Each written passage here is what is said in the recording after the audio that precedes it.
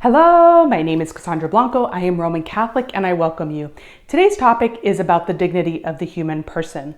The dignity of the human person is a Catholic idea that a person has dignity and worth from the moment they are conceived until the moment they die. So for the entirety of a person's life should be treated with dignity, respect, and also be protected. We hear about this idea starting in Scripture. In Genesis 1, it talks about how God created man in his image and likeness. Throughout Scripture, we hear more verses that talk about the dignity of the human person. The one I'm going to highlight here is in Luke chapter 10. Here, Jesus is talking to his disciples, and he's telling them a parable about the Good Samaritan. It starts in Luke chapter 10, and it's in verse 25. The story begins that a Samaritan is robbed and falls to the ground.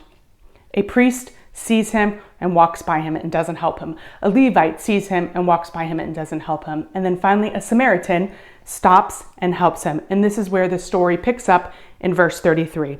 It says, "But a Samaritan, as he journeyed, came to where he was, and when he saw him, he had compassion and went to him and bound up his wounds, pouring on oil and wine. Then he set him on his own beast and brought him to an inn and took care of him.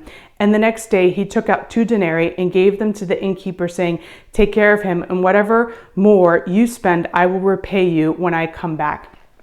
This is a great example of what Jesus asks of us as Christians in terms of treating others with dignity and respect. So how does this manifest itself on earth? I'm going to give 4 examples. The first is that we treat the most vulnerable with respect, dignity, and we do what we can to protect their lives. So the unborn, the disabled, the elderly, and anyone else who falls in that vulnerable category. The second is that we do what we can to help those in need, whether it's somebody we personally know or it is a person that we see on the street that is homeless, that we do what we can in that moment or in that time to help that person in need. The third is that even if we disagree with somebody and their belief systems, that we still treat them with dignity and respect. Not everyone I have in my life do I agree with on every single topic, but I still aim to try to treat those people with love and respect. It is the Christian principle that we try to always maintain peace, so doing what we can to do that. So again, just respecting other people's opinions even when we don't agree with them. The last thing I'm going to say is that we do not use people as a means to an end, that our relationships are based on self-gift and on serving others, but they're not used just for our own selfish needs or our own selfish ends.